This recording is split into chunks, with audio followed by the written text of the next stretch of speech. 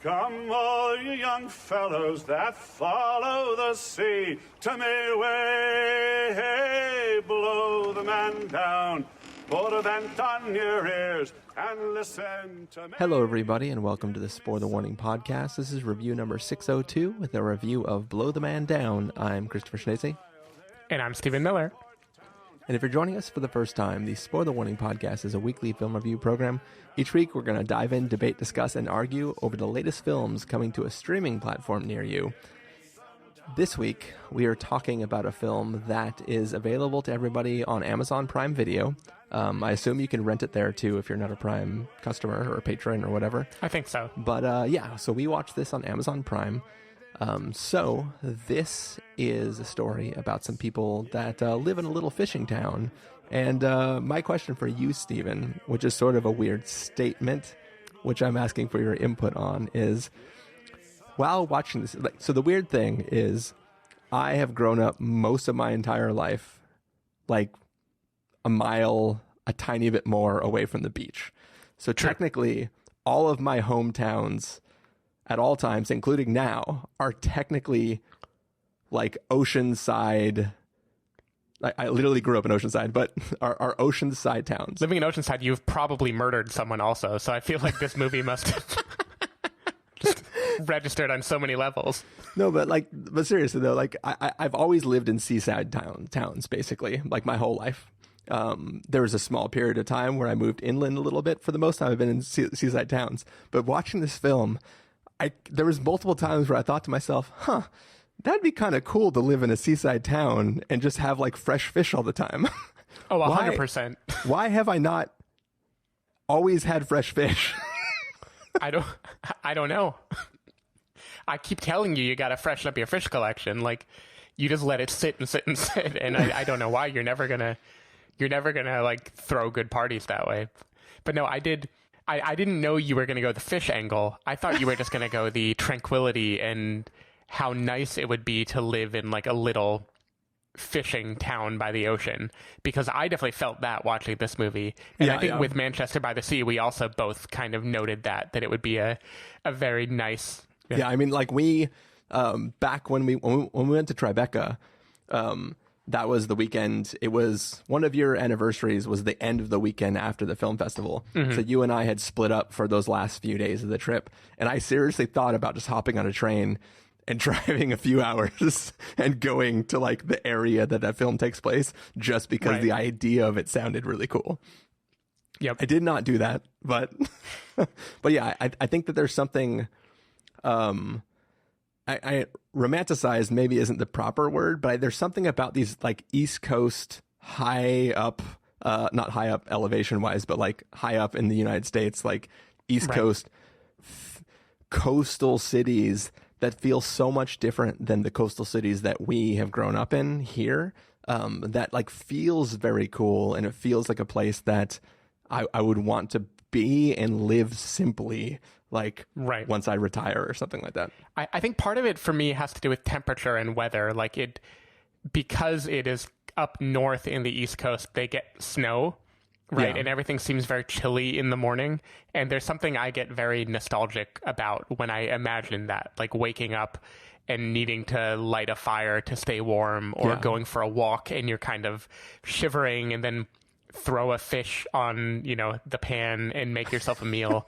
I was very drawn to that as well. And the fish looked delicious in this movie. It kind of, it reminded me that like food is one of those things that no matter how wealthy or not wealthy you are, it is kind of a great equalizer, because eating like a whole fish, just fresh sliced and pan fried in SF, you're talking about, that's like a $35 meal, right? Like that is a thing. And yet this movie involves characters who are ostensibly poor. They have like no money, but they have all the fish they could ever want. Yeah. And I was just thinking, you are eating like kings right now. Yeah. And that's the funny thing too, is like that there is a dinner scene that takes place in the center of this film.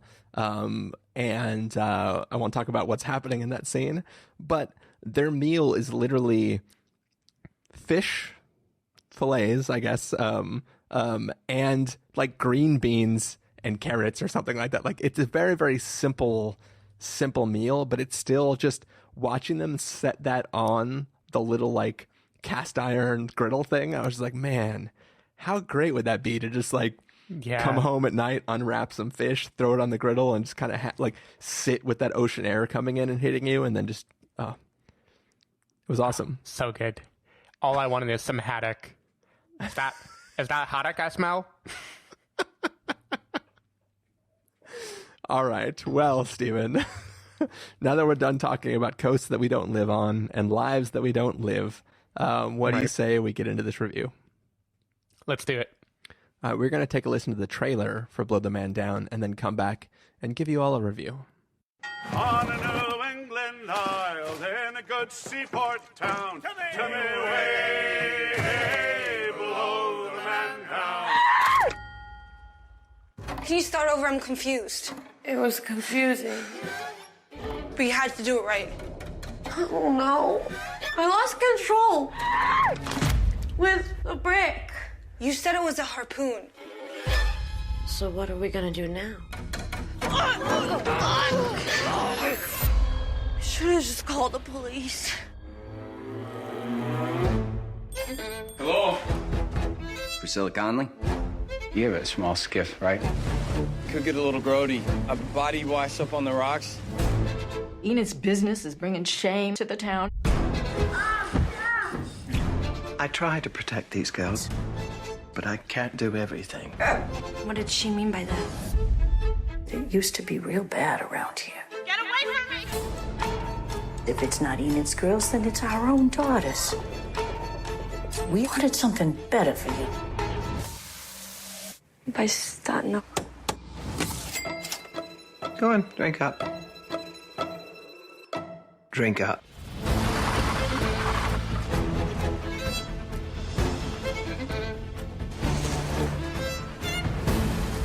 A lot of people underestimate women.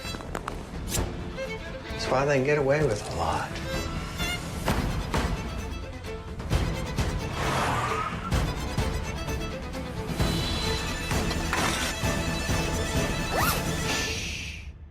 Nan, what do you know about the Connolly sisters? Real nice girls. Sure about that?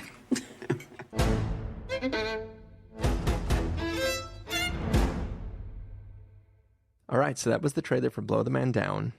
This story follows a couple of sisters whose mother has just passed away recently. And after a night, some, crazy incident happens, and they find themselves trying to cover up something that happened. And as they go about their days, trying to worry about whether or not they could get caught for what happened, they start to sort of key into the other strange happenings around their small fishing village. Stephen Miller, what did you think of Blow the Man Down? I loved this movie. I thought it was great. It was very Coen-y in its execution. It was kind of like many Coen brothers movies smashed together, actually, by my feeling of it, where you have the out-of-control crime with characters that are kind of bumbling. They don't really know how to hide it. Things going off the rails. You have the mystique of the small town with the distinct accent and the mostly friendly people who are hiding a secret under the hood. Just stylistically, I really enjoyed this film. Just from the opening, I think the trailer does a good job of showing you how... It opens with music, but I don't want to say the movie is musical. It's more that it flows to a rhythm that feels very assured. Like, it feels like it knows exactly what it wants to do, and it doesn't have very much fat on it at all. And yeah, it's funny because we are reviewing another movie that was directed by Corey Finley, but this is the one that reminds me of Thoroughbreds much more of the movies that we are talking about this evening. Yeah, depending on how many we can get through before the 17% beer kicks in. You're giving it away, Steven. I loved the locale. I was going to bring it up if you didn't in our opening banter. I just wanted to live in this world, or at least I wanted to bed and breakfast in this world for a few days. I think... Wait, Steven. The cast of... Bed and breakfasting in this world has a specific connotation within the context of this film. I told you what I wanted. All right. No, I just wanted to put that out there. But I just love it. It has such a unique cast of characters. I love the accents in this movie. My favorite line in this whole movie goes like this. I dropped my fork. It's just someone's dad just says he dropped his fork when all the women are chit-chatting together. It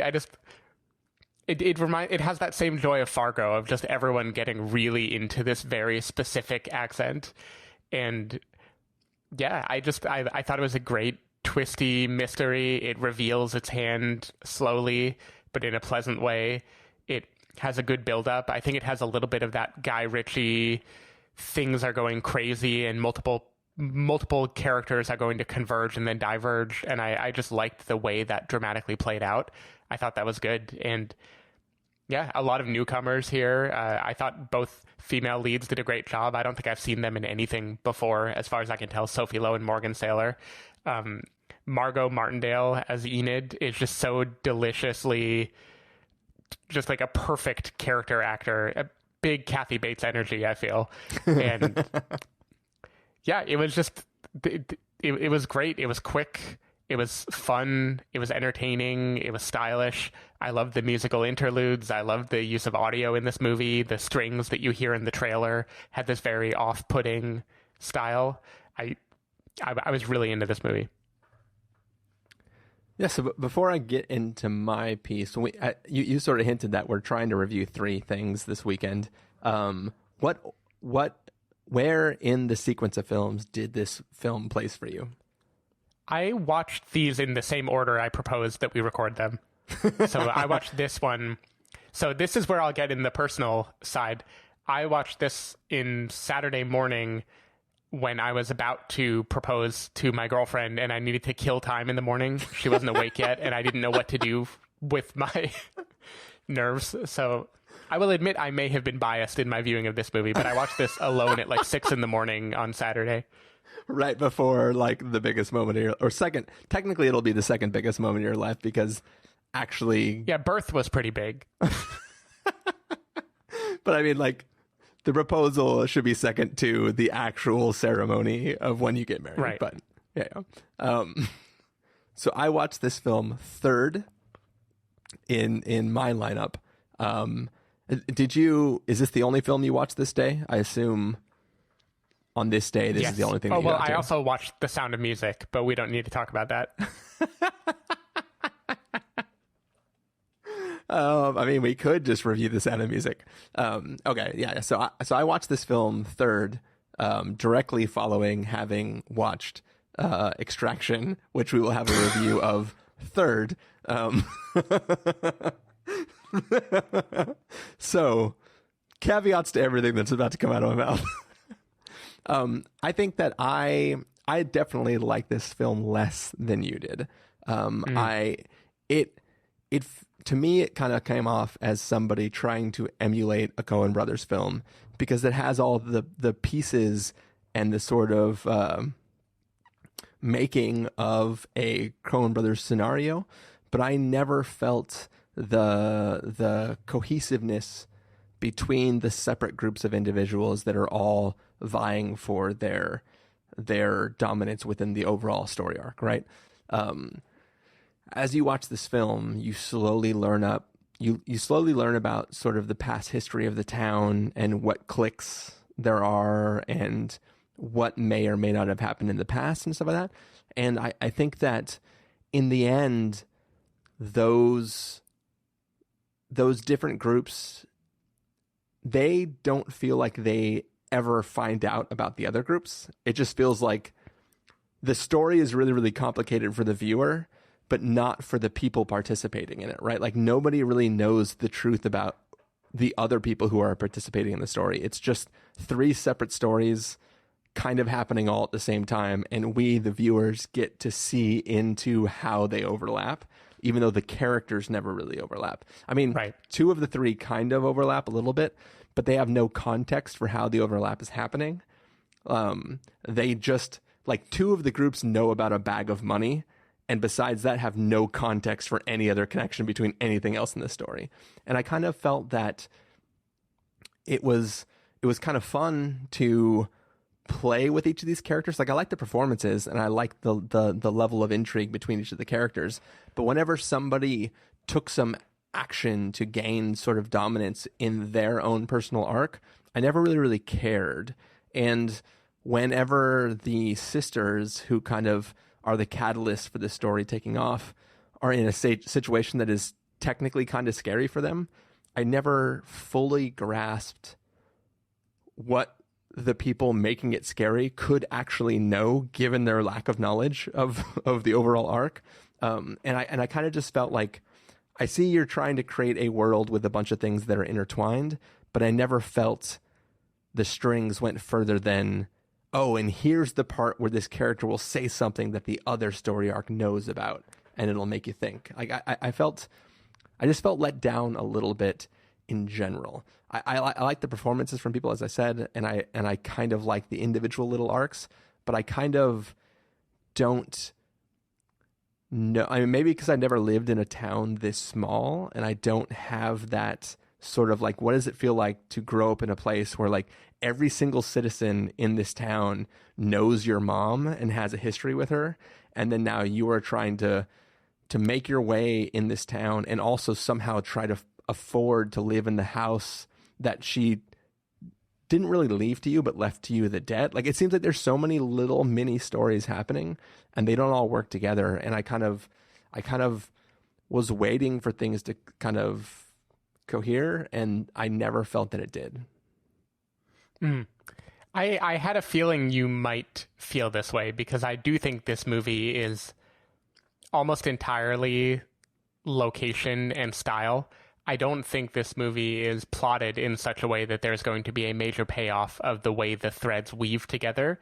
It is more providing color, right? You're supposed to enjoy the world that is being given to you, this very specific small town with the desert and the ocean view brothel and the ladies who brunch together and the outcast woman and the good daughters who are trying their hardest but might have a secret that they're hiding. I think it is more about enjoying all that texture than it is trying to tie it into a narratively satisfying conclusion, because I don't think it really has that. I think it's really about letting all these threads collide and just hinting at where they will go and then ending the movie, right? Yeah. This is not really building up to a major payoff. But I liked that, especially if this movie was like 85, 90 minutes. It was a very short movie. And I feel like it was just kind of a good stamp that these directors made of, this is our vision, this is our aesthetic. It is Coen-y, but I do think it adds something that the Coen brothers don't have. I think it is definitely coming from a more female perspective. That might seem obvious, but it has some outrage, and the kind of story that it's trying to tell felt uniquely different to me, the way it fixates on these characters, than the Coen brothers would, where I feel like the Coen brothers would be mocking all of their characters a little bit, and this movie seems to be sympathizing, at least with the primary ones, quite well. And that made it different for me, where the secondary cast are all these larger than life figures that live in this mystical small town where they have all these quirks and secrets that they're hiding. But the main characters are just trying to survive the shit. And I thought that combination really worked for me.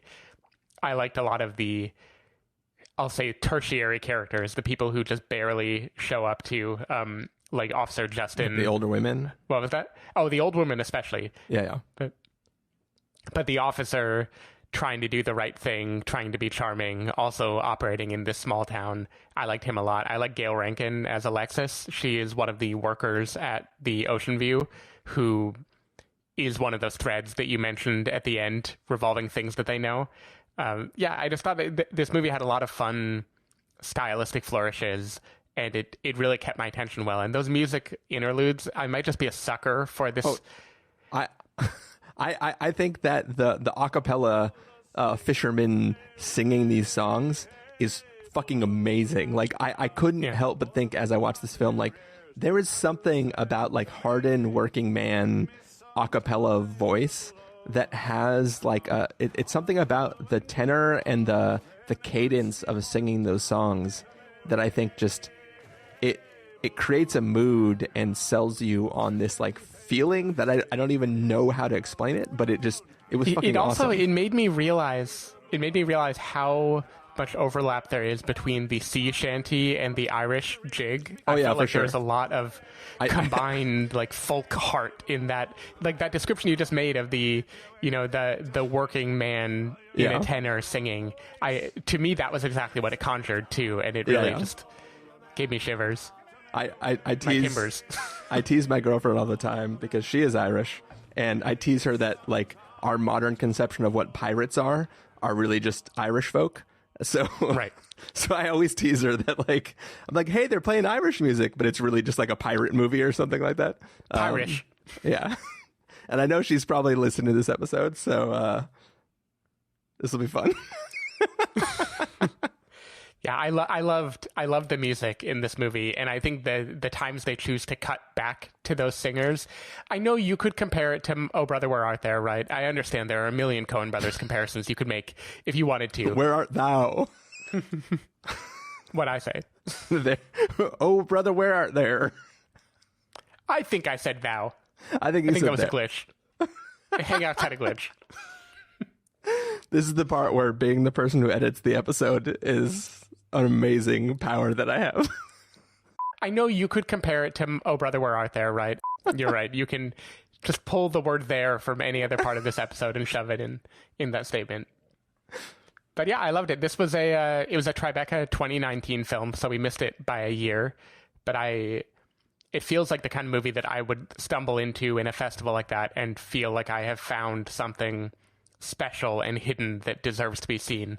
And it's nice to see that this particular movie is getting elevated and given to a wider audience by virtue of coronavirus and everyone watching whatever streaming that week. Yeah. So I think that is cool, because I think these filmmakers can definitely do a lot with the talent that they put on screen. So let me ask you a question. Do you think that this film was trying beat to beat to be funny at all, or do you think it was trying to be serious? And I ask that specifically because maybe potentially part of the reason this film didn't connect to me is there's lots of lines of dialogue that feel like they're supposed to be jokes, but like they're not quite nailing the dead. Like, for instance, in the trailer audio, which people may have listened to if they didn't skip chapters when that was playing, there's a part where they're like, I hit him with a brick, and then she's like, I thought you said it was a harpoon. And it like there are lines that are delivered in a way where I wonder if they're supposed to be funny or if they're supposed to be fully serious.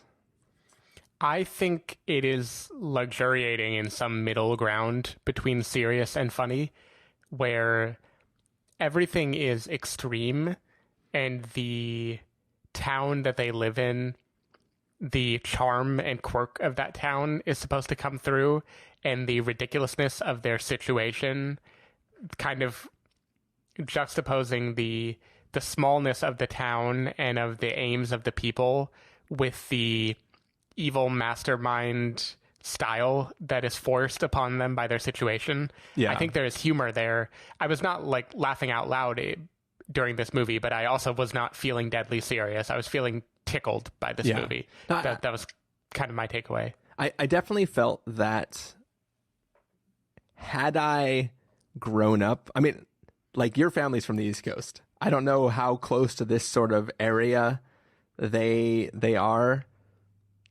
You're doing not a half very okay. I mean, my family's from Jersey, so they are from what I consider to be a small town, but I think that is just me viewing the town through nostalgia goggles.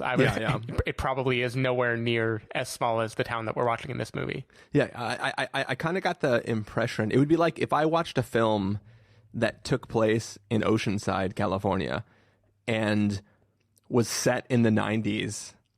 I would probably like it like 1 to 1.5 points higher than I would normally, just through the authenticity of knowing that feeling of growing up there and like knowing what it was like to be there in that town as I was like turning into a person who would, go to high school and whatever, right? Directed by Jonah Hill, preferably. Directed by Jonah Hill. That film did. I mean, that was set in L.A., but it felt authentic as fuck for Oceanside. It felt very Oceanside. It was close to the Oceanside skater aesthetic, I think. Even those shots of the main street they were hanging out on, I was like, that's fucking Coast Highway. That's like, this feels like Oceanside, even though it's LA. Anyways, I feel like this film might have connected with me more if maybe like it feels personal in a way. Like it's written from a standpoint of somebody who really, really knows this experience of living in this small town on the East Coast. And I think that maybe watching this film, I felt left out of what it was doing. And I was just trying to vibe on like, are you trying to be funny? Are you trying to be super intricate in your connections? Like, to me, it didn't have like the humor and absurdity of a Coen Brothers film, and it didn't have the interconnectedness of a Guy Ritchie film. But I felt it trying to go there in different places. And I think maybe given I had just finished watching like an hour and a half of Thor shooting the shit out of a bunch of people trying to save the life of a little kid, I wasn't ready to ingest this film for what it was. And I sort of like, there was something keeping me from fully connecting with it. You're like, one guy died, big deal. Why are we talking about this? Like, I just watched 500 people get killed. People have sharp objects shoved through their face all the time. I do think also the fishing town aesthetic made it feel more like a classical mystery or horror drama, like Hitchcockian almost, because Hitchcock had a bunch of movies up in Northern California, some like very close to us, like The Birds, and they kind of have that similar setting where everything is overcast and you can hear the water and you can almost like smell the salt, but then evil is brewing, right? Something bad is happening. Yeah. And I don't know, for me, this just conjured a bunch of different, I know I'm just listing things that it's similar to, which is not a good way to say that I think it was original, but I do think the way it blended all those different things felt original in 2020. It felt like a unique way of mixing all those components. Cool. Well, are there any last thoughts you have about this film? Who in this film do you think played a young meadow soprano in multiple episodes of The Sopranos? Who did it? It was Morgan Saylor who played Mary Beth, the main daughter at the heart of this whole twisted mystery. Okay. That explains why I thought I recognized her, but I couldn't place her in anything. Nope, never mind. Yeah, I would be surprised. Because she played young Meadow. Like, she's only in a few episodes, I think. Yeah, but remember, I binged this in like a weekend because you said it was the greatest television show ever. Yep. But now that I've visited her IMDb page, I am now recognizing her as the daughter from the show Homeland, which is where I'm definitely remembering her from. There you go. Christopher, y'all like way overdue for a makeover. That's just another line I jotted down. All right. Well, shall we, Stephen Miller, get to our reviews for Blow the Man Down? Yes, we shall. I was about to try to go into the accent for you as I asked you whether you were going to do this. They must see, recommend the caveat, wait for rental, pass the caveat, or must avoid. But I was like, I'm not going to be able to do that. I don't know how to say the word must in Maine. I must see. I think this is a must-see movie. I agree it is not perfect. My Letterboxd rating was 4 stars, not 5 stars, but I do think it is very enjoyable and a great little indie film that packs a wallop into a small time. I think the location is great. I want to live in it. The editing and the musical choices are brilliant. I think the cast is just like pitch perfect for what they want to do. And yeah, I had a great time with this. So my question for you, Stephen, is a wait for rental basically a Corona watch? Good question. Good question. Because I would rate this a wait for rental. It didn't quite hit me the way I would hope it was. I did have fun watching the trailer. And I think the film lacks a little bit of the sort of punch up that the trailer had. The trailer is very stylized. And not to say that I watched this film with an expectation of it being stylized, but I just mean that like there's an energy to the trailer and the film feels much more subdued than the trailer does. Also, I'm a sucker for in-film syncopated actions that match the beat of the audio in the trailer. Like, there's a part in this trailer where Margot Martindale bangs on a door in perfect cue with like a beat in the music, and I'm just like, damn. Yeah, that is the thoroughbreds in this movie doing that trailer.